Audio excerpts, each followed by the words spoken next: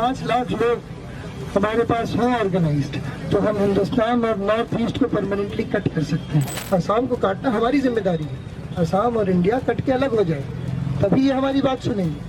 और वो बंद कर सकते हैं क्योंकि चिकन नेक्स्ट मुसलमानों का है। वो जो इलाका है 15 दिसंबर 2019 जामिया इलाके में हुई हिंसा ने भला कौन भूल सके है, जिसमें एक मास्टरमाइंड के चलते बिराना कितनी डीटीसी बस, निजी वाहन, सरकारी संपत्ति आग का हवाले कर धुआं कर दी गई। अगर 5 लाख लोग हमारे पास हों ऑर्गेनाइज्ड, तो हम हिंदुस्तान और नॉर्थ ईस्ट को परमानेंटली कट कर सकते हैं। पर परमानेंटली नहीं तो कम से कम 1 आध महीने के लिए तो कट कर ही सकते हैं। मतलब इतना मवाद डालो पटरियों पर, रोड पे, उनको हटाने में 1 महीना लगे। अगर तो हमारी ये कोशिश रही है दिल्ली में कि हम एक ऐसी भीड़ को बना पाए जिसमें गैर मुस्लिम हमारे साथ नारे तकबीर लगाएं, ठीक है, और वो हमारी शर्तों पे खड़े हो हमारे साथ। अगर वो हमारी शर्तों पे नहीं खड़े हैं तो मतलब वो हमारा इस्तेमाल कर रहे हैं और हमारी भीड़ का इस्तेमाल कर रहे हैं, जो कि उन्होंने 70 साल से किया है। अब वक्त ये है कि हम गैर मुस्लिमों को बोलें कि अगर हमदर्द हो तो हमारी शर्तों पे आगे खड़े हो। अगर हमारी शर्तों पे नहीं खड़े हो तो वो हमदर्द नहीं है हमारा।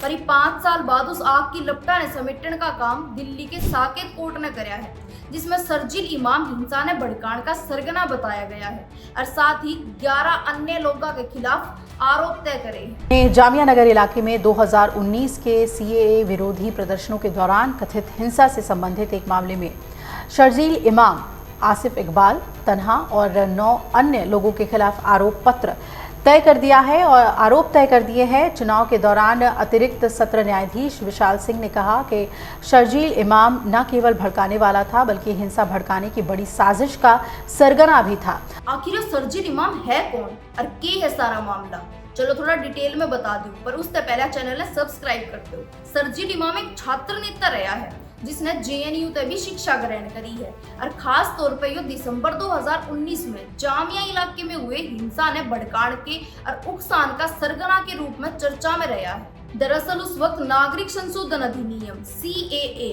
देश भर में काफी चर्चा का विषय था, जिसके चलते शालीन बाग में भी बड़ा विरोध प्रदर्शन हुआ और साथ ही जामिया इलाके में भयंकर दंगे छिड़े। वो क्या करें, अकमानस के मार का गाँव बढ़ जा पर जुबान का नहीं करे। जुबान तो मानस खातर खंजर और तीर का काम करे है, तो उसी तीर का उपयोग शर्जील इमाम ने दंगे भड़काने में भड़काऊ भाषण देके करे। अगर 5 लाख लोग हमारे पास हों ऑर्गेनाइज्ड, तो हम हिंदुस्तान और नॉर्थ ईस्ट को परमानेंटली कट कर सकते हैं।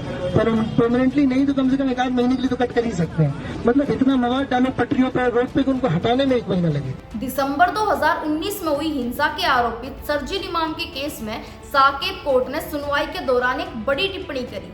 अदालत ने शर्जील इमाम ना सिर्फ दंगा भड़काने वाला बल्कि दंगा भड़काने का सरगना तक कह दिया और इसके साथ ही यह कोई आकस्मिक घटना नहीं बल्कि सोची समझी साजिश बताई और शर्जील इमाम के खिलाफ आरोप तय करने के आदेश दिए। साथ ही अतिरिक्त सत्र न्यायाधीश ने कहा अब 13 दिसंबर 2019 ने जामिया विश्वविद्यालय के पास में जो शर्जील इमाम ने भाषण दिया था वो कति जहरीला था, एक धर्म ने दूसरे धर्म के सामने खड़ा करने वाला था और वास्तव में पूरी डालते नफरत भरा था। इब कोर्ट ने शर्जील इमाम के खिलाफ आईपीसी की धारा 109, 120 बी आईपीसी, 153 ए, 143, 147, 148 और 186 और 353 समेत सार्वजनिक संपत्ति क्षति निवारण अधिनियम के तहत आरोप तय करे हैं और शर्जील इमाम समेत बाकी 11 लोगों के ऊपर भी आरोप तय करे गए हैं और 15 लोगों के खिलाफ कोई पुख्ता सबूत ना मिलने पर वे बरी कर दिए हैं।